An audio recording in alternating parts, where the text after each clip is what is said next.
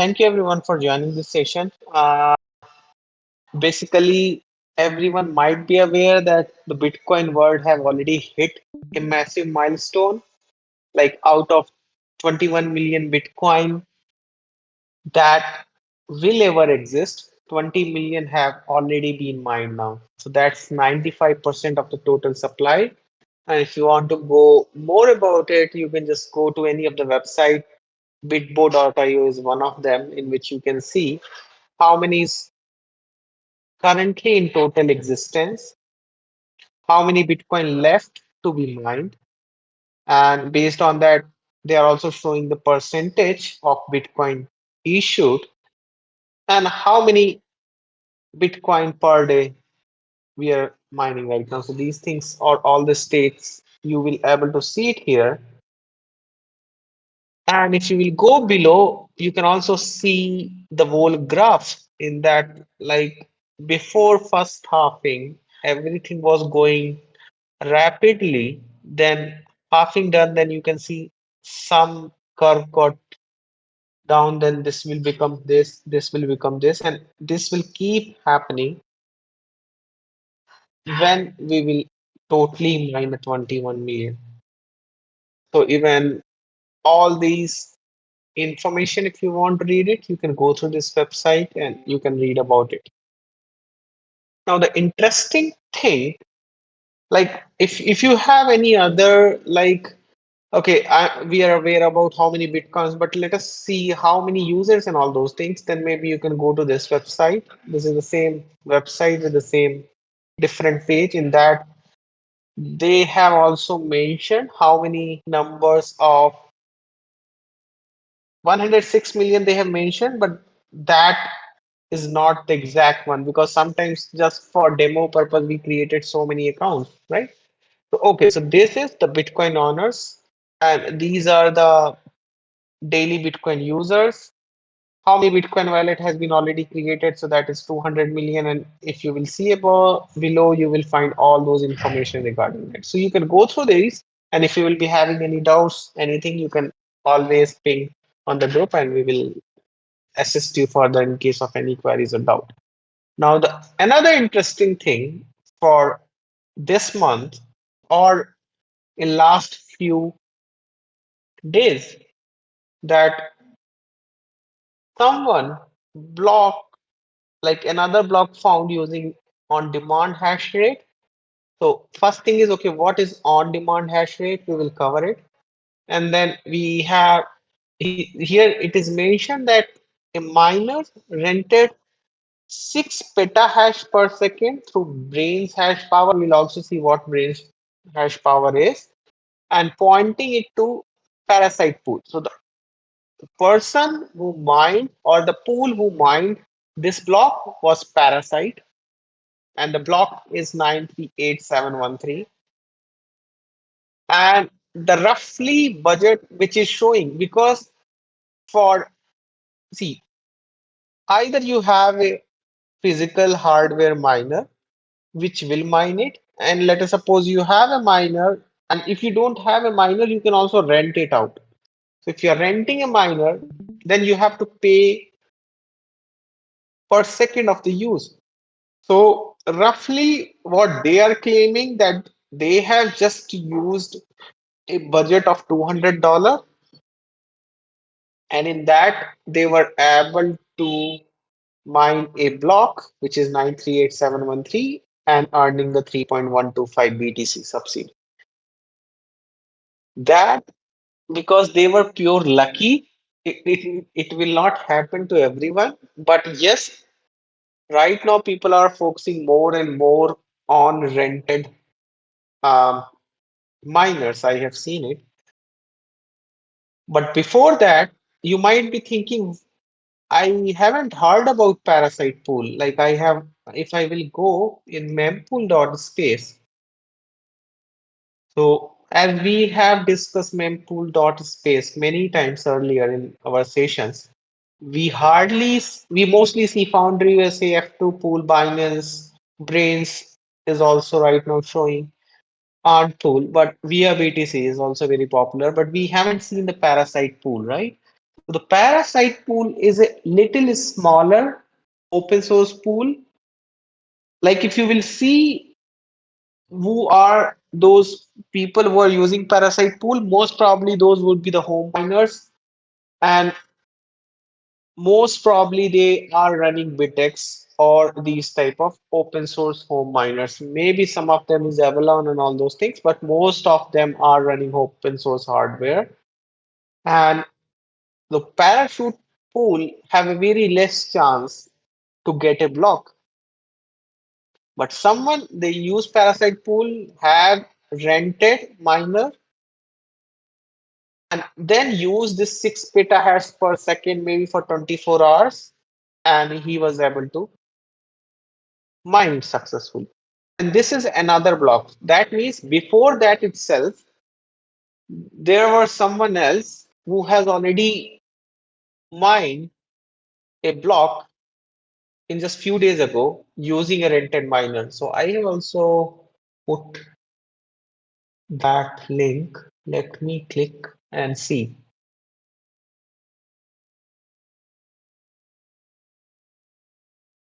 So yeah, a miner just found a 3.125 BTC block using on-demand hash rate, the same thing which they have mentioned here. That was another block, and this is a different block.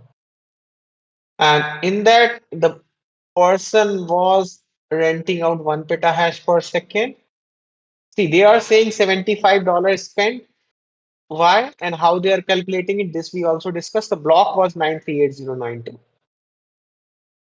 And if you will go below, they have also added the screenshot, which was using Brain Solo and using the rented pool.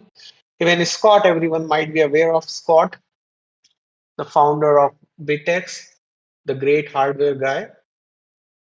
He has also asked because see, right now what they are showing it here, they are saying, okay, this guy has spent $75 for that 24 hours because what you are seeing it here, that is most probably they spent for one day, right? But it might happen that these guys are using this on-demand hash rate from many, many years or from many months as well, right? So he has asked a valid question. How long did they rent the 1 petahash per second for? And even Brains has replied like, let me, I think for, but luckily that person was using it for only for few days, I believe. So they have also invested very less. Uh, I read it somewhere long ago, but let me see.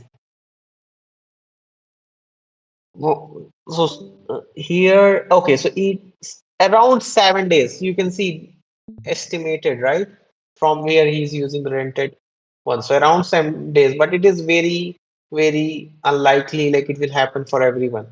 But we should know about how people are utilizing this on-demand hash rate and how you can utilize and see if you are achieving certain threshold and for a temporary time being you want to increase your hash rate, how you can do that.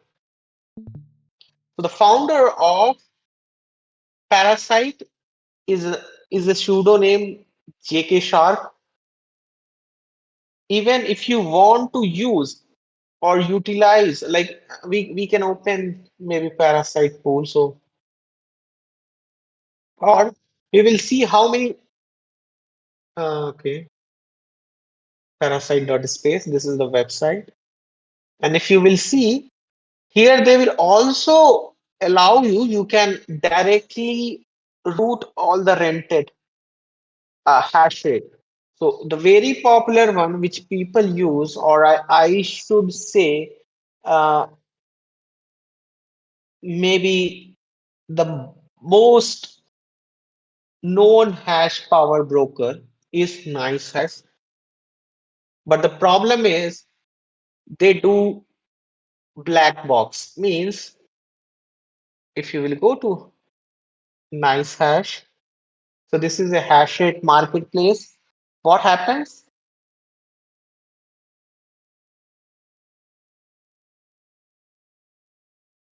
Am I audible, right?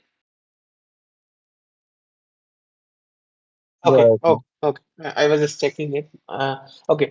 So Nice Hash is also one of the popular hash rate marketplace, or I could say a broker, in which what will happen, let us suppose you have a machine and you don't want to do a solo mining. What you can do is you can sell that hash rate. So this is a platform where people would come and sell their hash rate. So seller would run the nice hash software, and the hardware which they are running, maybe any of them aren't miner, what's miner, that will get diverted to the nice hash software and will directly point to the middleman or the aggregator which is choosing the mining pool. Okay, so whatever you are putting, the nice hash will be doing the routing and all those stuff. But the problem is it is a black box because you don't have any control over the actual hardware because you are not renting a hardware, you are just purchasing a hash rate. And nice hash do not provide a real time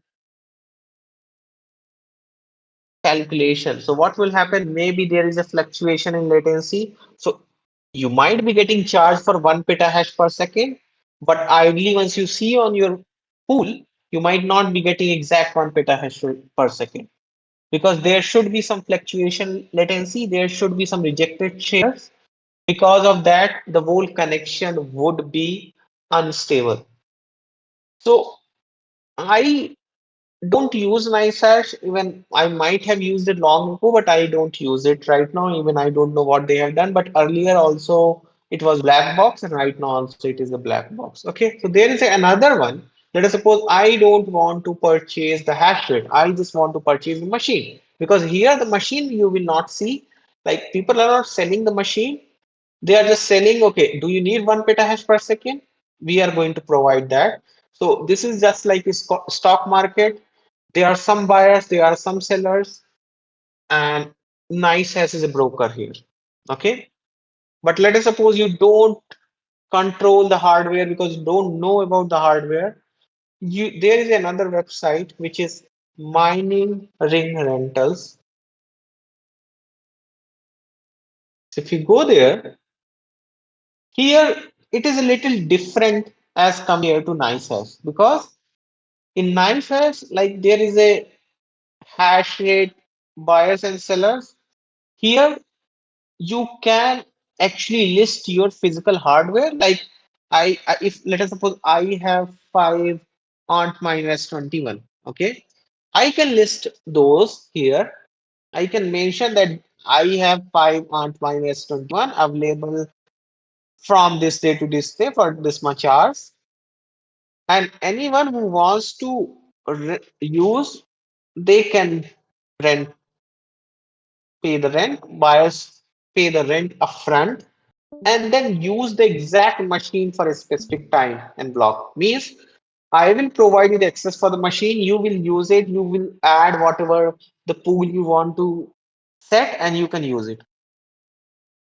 So as compared to NiceHash, it is not a pure black box because you can control your hardware. That is one feature because you know exactly what class of machine you are using. Like let us suppose if someone would tell me whether I would use Ant Miner or Canon or Watts Miner, definitely I'm gonna prefer Ant Miner machine because they are way more stable as compared to Watts Miner and Canon. In those cases, I can find out the physical hardware, and even I can access those. And it might happen. See, we are not just talking about for a solo miner. Let us suppose maybe you are doing it as a business. You are working for a small, just like the pool which we have discussed, Parasite Pool, right? That is a smaller pool. So same kind of, maybe you might be also running a open source pool. In that, you might be doing everything using API. Like Braiins also has a dashboard, right? You can use it, you can self-host it, and there is every big company like Mara and all those companies are using some kind of customized dashboard.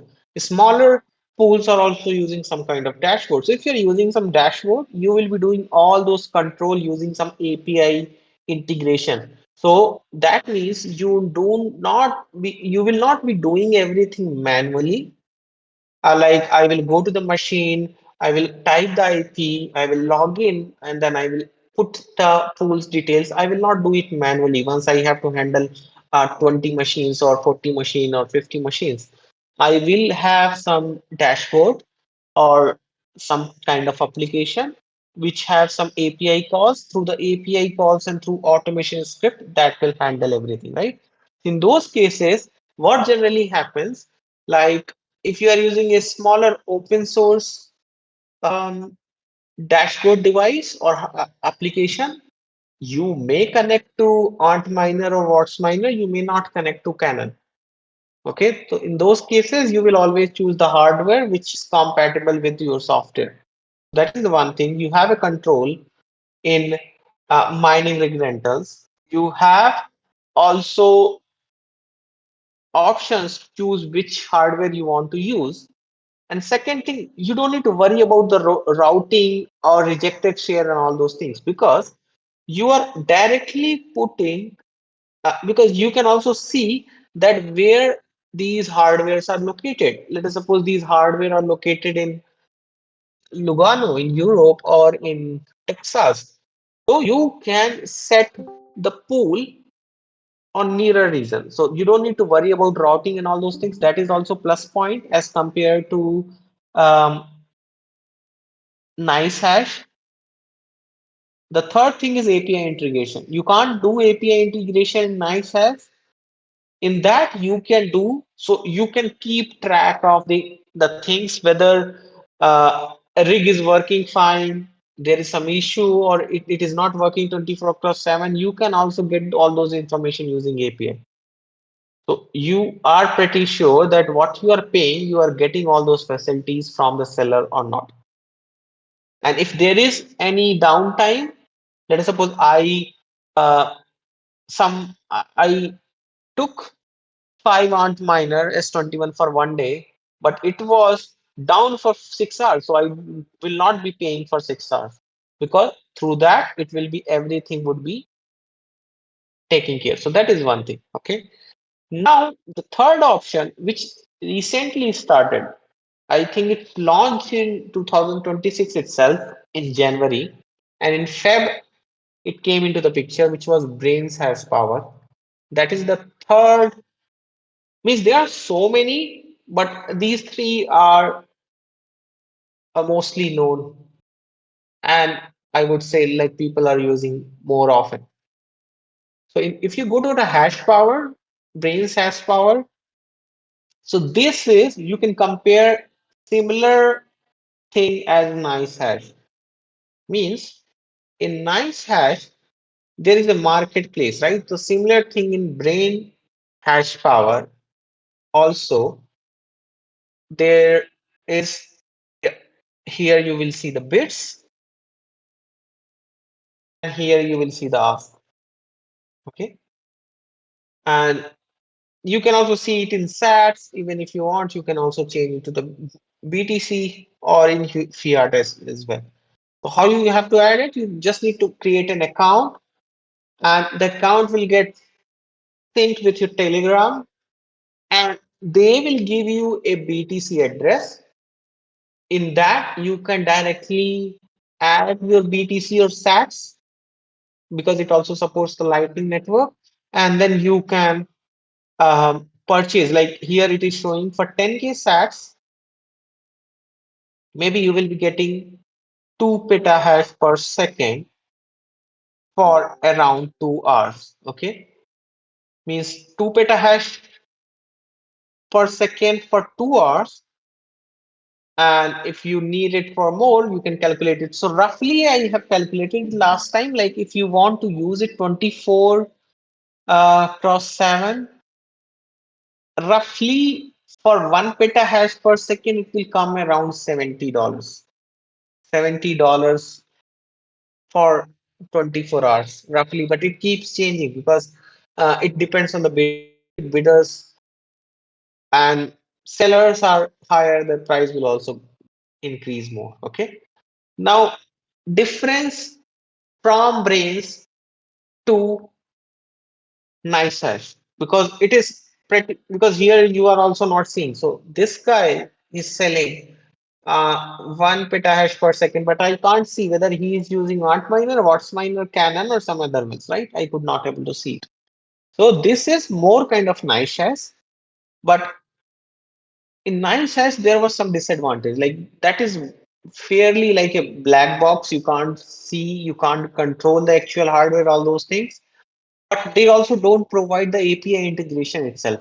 Okay, so even if you want to check whether it is stable or all those things, you might need to do check manually. But in Braiins has power, first they have added so many parameters. So you can keep checking, and the dashboard itself will be keep checking that if they are saying I will be giving you 1 petahash per second, whether they are actually giving you 1 petahash per second or not. So that made him maybe little highly accurate as compared to others. And they also have a real-time matrix. Through that, you can also see whether someone you have purchased for 1 petahash per second, whether it is giving or not. If it is not, they will be calculating everything on real-time basis. So if you're not getting 2 petahash per second, you have to just pay for 1.8, whatever you are getting. And the most important thing, similar like mining rig rentals, in that like they have a API integration. Through that, like you don't need to do anything manually, you can just call the APIs and APIs will be keep doing everything. In Brain Hash Power it also does the same. So they will take care of automated routing and all those things, and even you can use APIs to change the algorithm. You can choose the API to change the routing, how the routing will happen for this hash rate. Second thing, you can also use the API. Let us suppose what I have said, I'm giving you an example because this is a real time, right? Everything is working real time. Let us suppose I have added some amount in my wallet, right? And then after that, if I choose this, the price will keep changing real time. So there are so many APIs they have, like let us suppose your daily budget is $60, not more than that. So if you are getting at this price, it will automatically giving you those hash rate. If you are not getting at this price or these things, it will not doing it anything, and maybe you will get the notification on any automation tool if you are using, and they will keep tracking all those rate. And whenever someone would come, give that rate in that endpoint, they will start routing it as per the configuration which you have done. So it is little highly specialized. And yes, you can only purchase SHA-256. So that will be only for Bitcoin. And yes, you can, if you have account, you can go to order and all those things and you will be able to do the things. Okay. So anyone till here, anyone has any doubt related to nice hash on demand? I believe everyone understood the on demand hash rate means you are purchasing, anyone else is running the hardware. uh, okay, yeah, anyone else is running the hardware and you are just purchasing or renting out for that, right? So yeah, anyone has any question or anything till this point of time, they can ask. Otherwise we can move ahead and we will cover other thing as well.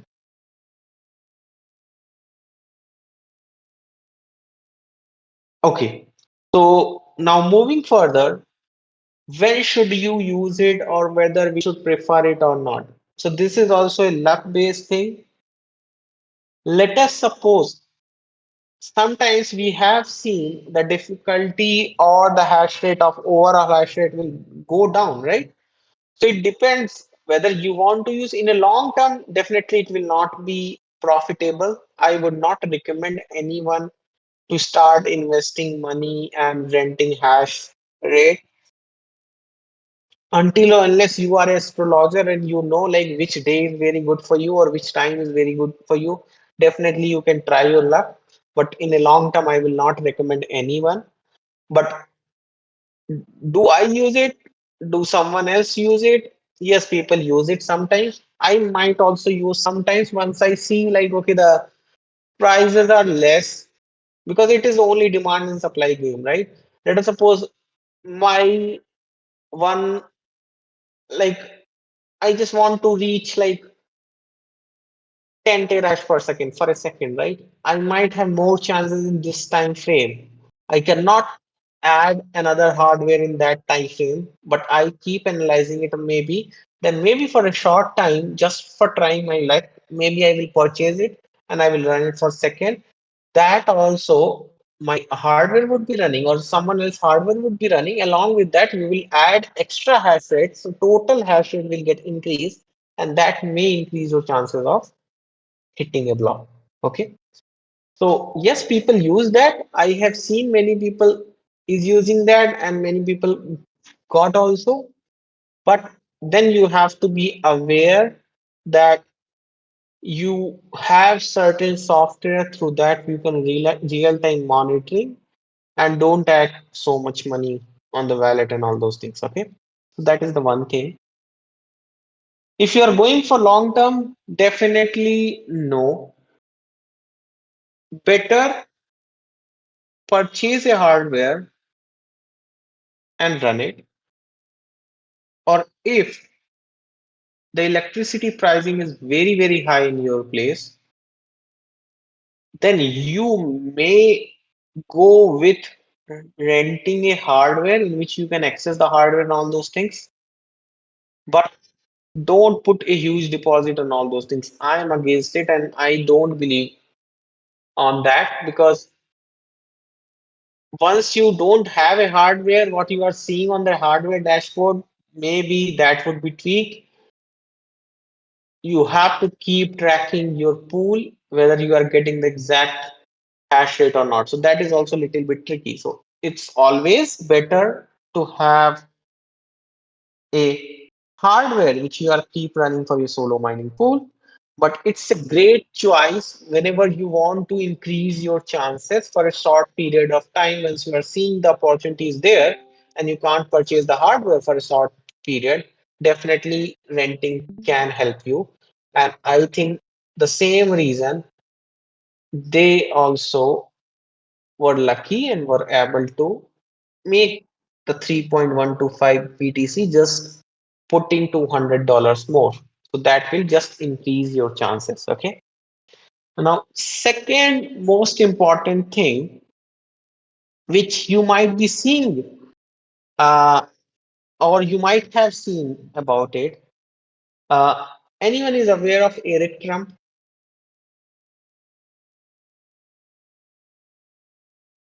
If do you know this guy? Yes, yes, everyone knows him. Yeah. Right. Do you know he also has a Bitcoin holding firm and they are also working on mining. So Yes, Eric, something known as Liberty, something known as Liberty and something yeah, like that. the name is ABTC. I think the full form I also forgot.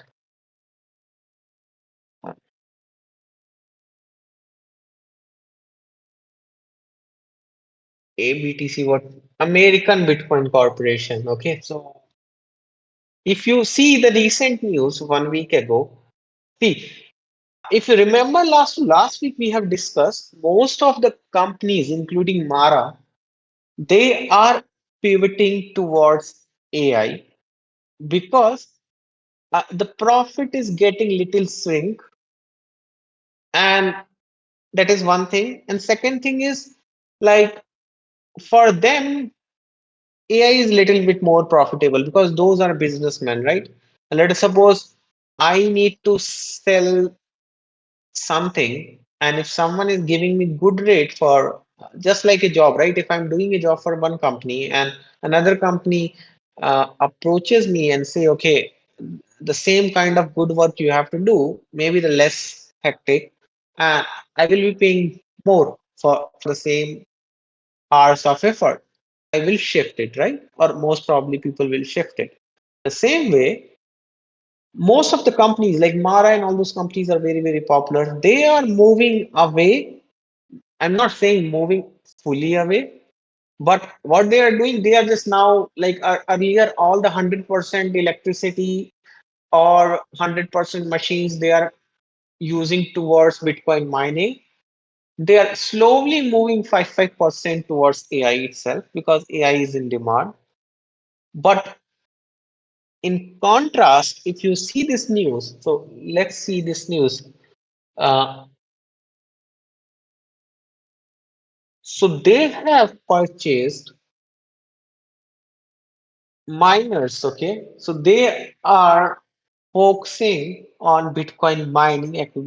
Means they have also purchased the BTC and they have also purchased the A6 miners. And means earlier also, this is not they are starting it new. They have just purchased these miners, new miners. They also have old miners. That's why you are seeing only 12%, right? So they have a huge miners, but they are increasing it. All other companies are moving towards AI, but these guys, there are some companies who are purchasing more and more miners and going to the opposite direction, I would say. Most probably doubling down because I was reading the whole because there are few more news in that. Let me see in this itself there. So they are trying to double down these things in a near future, what they have mentioned. Okay. So, and even not just miners, they are also accumulating more and more Bitcoin, I think, as well. So shares are lower. Okay, this is, yeah. But what I'm trying to convey here is that many companies are purchasing more and more miners and increasing their capacity because they see futures on it. But the good thing is, soon if Mara and all those companies will drop down a little bit because they will not move away 100%. That is 100% sure. Okay. Because those ASIC miners, first thing, let us suppose I have purchased the ASIC miners for, okay, I can give you a rough example. Let us suppose I have purchased this laptop for um, maybe for my software work, right? But let's suppose I don't want to do software now. I can use this laptop for some other thing as well, maybe for video rendering, or I can use this software for AI as well, right? But the problem is, if some big companies have purchased those A6 miners, they can't do anything else rather than SAR-256. Okay, and then these hardwares most probably will be no use. Either they have to sell it or there is no other choice. So they will not gonna go. But the thing is, all those companies are not increasing now. So Mara and all those companies are not.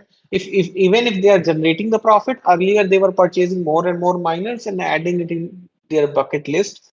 Now, whatever earning they are doing it from the mining, they are adding it to uh, maybe add more infrastructure for AI. Okay, but that will help for the decentralization because the people would move, then individual people will get more and more chances. And right now also, if you will see the latest launches from Canon and what's minor, Even if you remember last time we have seen the miner which was you can use it for as a water heater as well. So that will heat the water in cold means places, and you can also mine Bitcoin. And right now, even if you see the what's mining, what are the latest launches they have done few uh, recently. In that also, the efficiency is getting so much increase.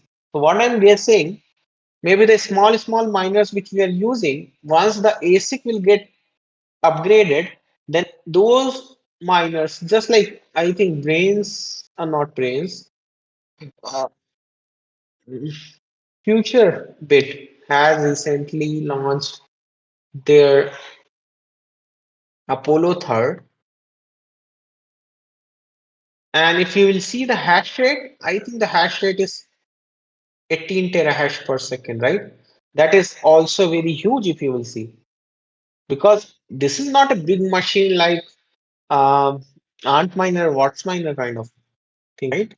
These are silent machines, a small machine, and even if they can give 18 terahash per second, then things will be changing a lot in just near future. And even if you will see, you don't need an industry grade power supply for running these type of miners. Like 18 terahash per second, you can easily get it in a smaller, like in a home socket, all those things, right? So earlier, you see, it was 3 terahash, Apollo second was 9 terahash, Apollo third was is 18 terahash. And see, this machine is not just a miner, that is also running a solo node. Okay, so the size which you are seeing, that is not just a miner. Inside that, they are also running a full node. So what you can do is, even if you want to add, like I'm guessing they have three slot as they are showing it in the image. So 6 terahash per second with one ASIC PCB. I'm just guessing. I'm not sure. So up to 18, they are saying maybe 666. So what you can do is, even if you want to add, you can add another one, and you can another one, and that also get doubled, and maybe the size will get increased. Not just 5-inch cube, maybe like 10-inch, right? And one side, not on the all three sides, right? So things are improving a lot in ASIC side, because see 3 nanometer right now also, like even see Cisco also launched Cisco Silicon ASIC, but that is not for uh, stratifics. But what I'm trying to convey is, all those companies who are manufacturing the ASICs now optimizing the power efficiency and also increasing the computational power. So if these things will be happening continuously, I am pretty sure in near 2 to 3 years, we can see small uh, miners which can run from home, and you can use it for solo mining. Now, you might be having one question, that Mara and other companies are saying they are not generating, they are generating less power as compared to the AI. I would not say they are generating very less profit. They are generating enough profit, but AI may give more profit. But you also need to consider, once you are running these type of companies, you also have so much overhead. If you are doing home solo mining, then you don't need to purchase a place, you don't need to do all those company related stuff and all those things, right? Then if the electricity price is okay, or if you're using a renewable energy sources, then in that case there is no higher cost for you to running a miner. In those cases, if you are using a solar, wind, or anything, and if you are doing it at your home, there are no extra overhead cost for you to run a miner. So people will move towards that, what I'm seeing at the moment. So yeah, anyone has any question or anything they want to ask or anything they can ask?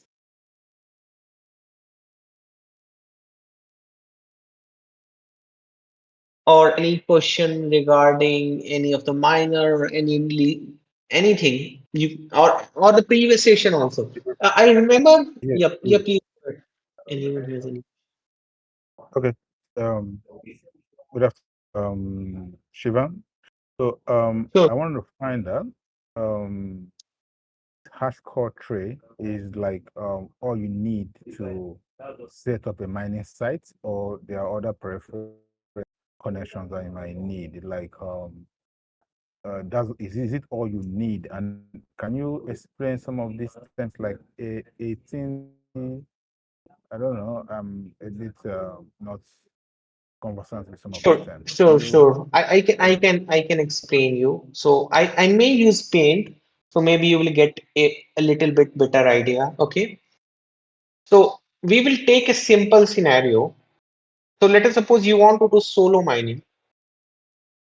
So you need two things. One, a miner, which we were discussing, that will say that, okay, this miner will give you 2 terahash per second.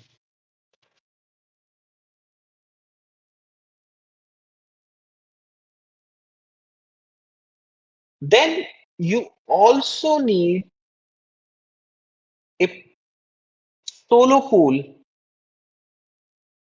if you're just using a small miner. So if you will ask me what are the popular miners, so maybe the Ant miner is the company, Watts miner which provides, Canyon is also one of them. Okay, you can use solo mining pool.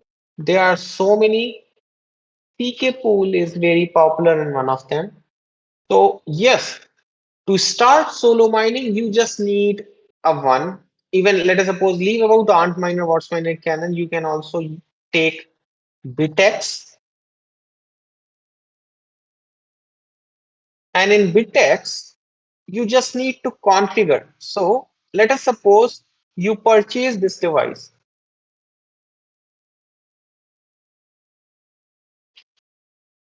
So this is just a device which will give you the hash rate.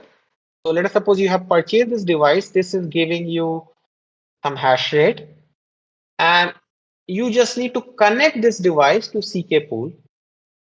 So how you will connect it? You just need to go to the CK pool, and here they have mentioned how you can connect it. Okay, so let us suppose you are from Europe or Africa, you can use this.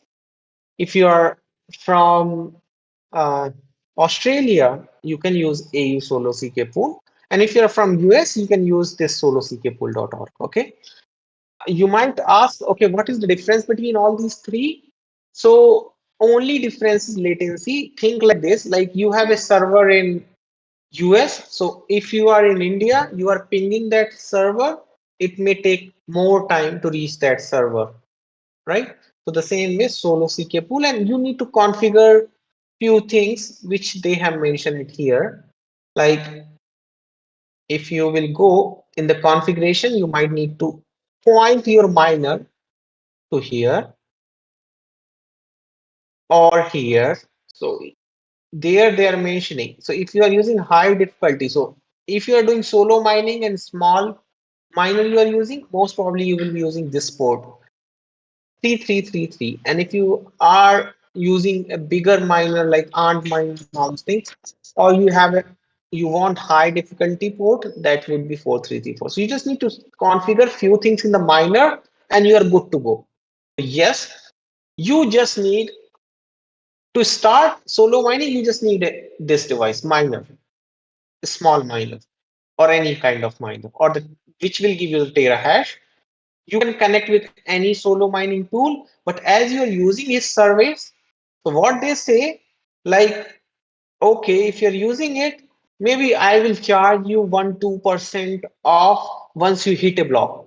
So if you hit the block, every solo mining pool have a different percentage, how much they will take it. Okay. Second version is, even if you don't want to use the pool, then you have to run your own Bitcoin node or purchase a miner which comes with inbuilt node. In this case, like FutureBit, they comes with node inside this device. So you don't need to connect the pool. Once you just connect it, set up it, it will be start uh, mining it and it will be broadcasting. So you don't need to connect with any CK third party pool. So hope you get my point. If you have any other question, please feel free to ask. Yeah, that's fine, Shivan. Thank you so much for explaining. Okay. Yeah, anyone has any other question, anything they can ask? Otherwise, I remember one question someone has asked me like after the session last week, because we have covered about privacy last week. And someone asked me that if the BIOS and these things got hacked, then what we can do? So the answer is, Yeah, sorry, yeah, it's me, Shivam. yeah. So yeah, the answer is then you can't do anything, because if the BIOS or kernel or anything got hacked, you may not able to, means it can be either you are using Tails OS or booting it from USB, it can be hacked. Because how it can be hacked, you might be thinking, right? There are some tools so that you can copy all the content which is there in the RAM. So once you are running this, that time maybe they will create an image of your RAM and they can copy it. So this is a very popular way to hack someone's data. Like, I just want to hack your phone. What I can do is, even if you want, you can also do that. There is an software. I think there is an open source software also, or all the big companies has their uh, I just need to check the name of the open source. Even you can search it, copy RAM data. Through that, even if you want to try, you can also try it. Or I can share the because I have used it for companies, that is the proprietary one, but there is an open source one as well. I just need to find the name. Maybe later I will share it in the group. So what I'm trying to convey is that can copy all the data of your computer and put it in one folder. Okay, so even if you want to do it, let us suppose I have 8 GB of RAM, I can run that software back, and whatever there, that will get copied into the RAM. And in that I can see everything. What are the application I was running? What are the Chrome browser I have might have opened? What are the notebook I have opened? So yes, that is hackable. Then you might ask what we can do. Either use a smaller device. I can show you. There are so many. Like you can use the Raspberry Pi. Means what you have to do is you have to eliminate the hardware. Like I can show you. There are so many OS boot up pen drive comes. Let me see if I can show you one. These type of one, okay. Means I haven't used this one, but these type of many others I have used it. In that, like, it comes with a SoC, means system on chip. It comes with their own RAM. So what you can do is you connect this, you can do whatever you want, you can just plug it out. Even the public computer which you are using that was totally hacked, they cannot do anything, because everything is isolated in their own RAM, everything is isolated in their own SoC. So nothing can be done. Even the devices hacked, anything hacked, you can use those things. There is only way, or Another way is just use uh, Tor along with Unix. Okay, then it will be very very hard, because what will happen, all the data which will be in the RAM, that most probably would be encrypted, they will not able to bypass it. It will be very very tough, because there would be two VM running and they will be doing everything, so it will be pretty hard. So yeah, hope I would able to answer this. So yes, if you are sharing the hardware and the OS is compromised, somehow they can copy the data from the RAM during BIOS, and you might get compromised, but that will be very, very tricky thing, but it is possible. Okay. Yeah, anyone has any other question or anything they can ask? Yes, Shivam, I have one. Like, this is not a Sure. question. Just want to summarize on the thing that you have said. Just to confirm, like, no Sure. matter, I mean, whatsoever the computer that we use, be it a public computer, even if we uh, try to maintain our privacy by using different OSs like Tails OS, like Mhm. using a bootable USB. Even though whatever the different types of OSs that we are running, even though it's from a bootable USB, as you have mentioned, the actual RAM that's being utilized is of the public computers. So, as you have mentioned, with the software that you have mentioned, like copying the entire RAM data into the disk, no matter how many OSs that you might install and remove, that entire RAM data will be stored into the public computer's hard disk. Is this the correct understanding? Yes, means ideally it will not store. So ideally, right, I know I'm running this device. So whatever content is there in the RAM, it will not store in the hard disk. Ideally, it will not happen. By default, Okay. it will not happen. But if someone wants, they can do that. So all the Yeah. processes which you are So running, that would be in RAM. So they can see most of the content what you are doing. So if I found the details of my RAM copy, I can see whatever I am doing it right now. Some of the things might be yeah. encrypted, I may decrypt it, but some of the things are open. Yeah, please go ahead. Yeah. So this applies to the every operation, like be it the InOS operation. Let's assume I am using Tails OS for temporary purposes, and my session is complete. I have plugged my boot up USB out, and I want to make a new session. Like, I want to use it the next time. This time I'm using some other particular OS, just like Tails, similar to Tails OS. So whatever the thing that Mhm, was that I'm using any number of times, if that mhm. public user consists of that particular software, it will store all of the data, no matter how many OSs are being up and running, right? They have to do it every time. Yes. Okay. Okay. Means let us suppose I have connected Tails OS, means I have connected the USB. I am running it. But what they can do is, if okay, so the thing is, if BIOS is not yours, means the bootloader is not yours. So before running any operating system, so be it Windows, Linux, or even Tails OS, okay, in that there will be a bootloader would be running, which is a BIOS. We are saying it right now. So if someone has added some malicious thing here, then it would, even if you are using any kind of OS, somehow they might able to see what you are doing. It might be encrypted. Whether they can decrypt it is still in a question, but there is a possibility they can do that. Because what is happening in the RAM, they might copy it, put it somewhere, and then later they can analyze everything. Even you might be thinking this is for hacking purpose. No, that tool is not for hacking purpose. So that tool we use for all the operating system testing.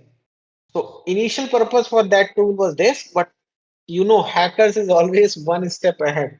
You made the tool for different purpose and they started using it for different purpose.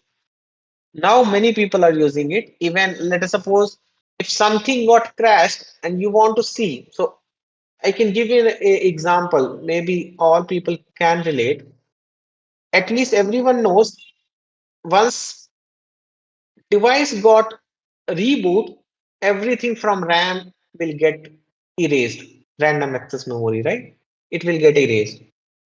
So if your devices keep rebooting, how people will know what is happening with your with your mobile phone or with your any kind of device? Because uh, if you will see the Linux kernel code itself or any Android code, that is huge. You can't imagine which section can have bug. So if things keep rebooting, how you will get to know? You have to copy RAM data in hard disk so you can analyze it later and see which app is causing the issue or which file is causing the issue. So for that reason, they have created this software. Every company is using it, but people are using it for different purposes because in that you can see what people are doing as well. So hope you get my point. What I will do next time, I will note it. I will find the open source software. I will show it to you, and people can also try it next time. Because open source software, you might see little bit of data, but you will still see what are the things you are doing. So what you just need to run the application, and 4 GB will not take much time. If you have 4 GB, 8 GB of RAM, copy everything, go to the folder and see what are the things. Means you should have a basic understanding to read those things, but once you see, you will see the process list, what are the application running, what was the notepad content, some of the things you will able to find it. So yeah, any other question, anything, please feel free to ask. Yeah, that's it from my end. Great lesson. Sure. Thanks, Ram.